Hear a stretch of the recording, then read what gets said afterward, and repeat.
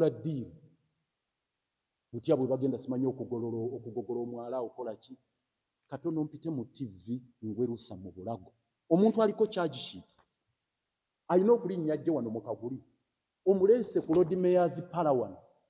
mutuule mu muli mu meeting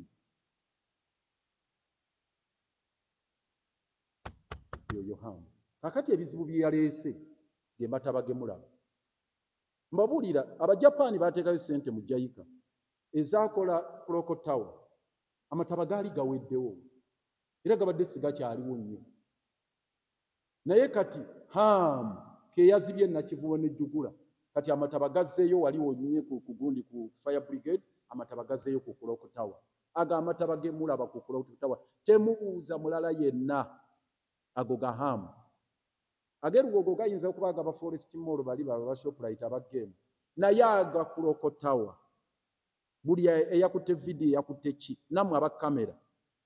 buli lwoleeta amataba ku Clock Tower teekawo ekifaananyi kya hamu ago gahamu ye yagaleese mu senti bali ku ddembe hamu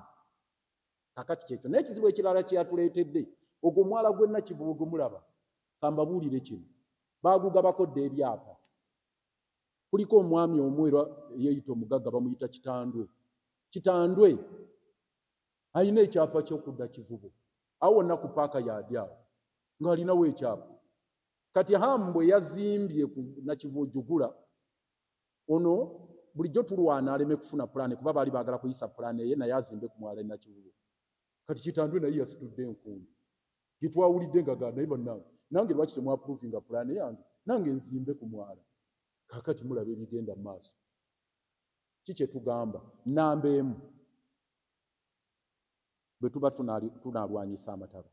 tulina okusooka okulwanyisa impunity nema eve mu kutuntuza abanaku tusooke bano tufaafaagane n'abanene bano nnamba emu eyazimbye ekisitwaki kye kitalina pulaani kiri ku mwala Hamisi Kiggundu charge sheet weeri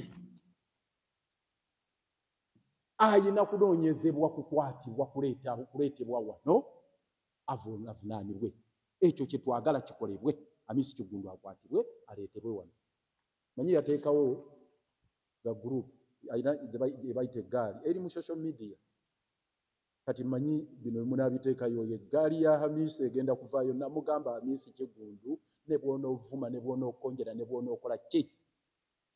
tujja kufaafaagana ku nsonga zino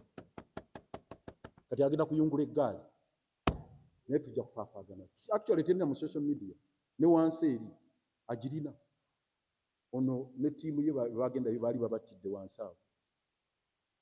ng'atwala paaka yadde Hamisi yaleeta kigurupu ekyalimu n'oyo omugenzi Sobi nze baali banzitidde awo so Hamisi Kiggundu alina ebigaali ku ground mu Kisenyi alina bigaali mu social media naye tajja kumalako so tugenda kufaafaagana naye n'abalala balabire ku oyo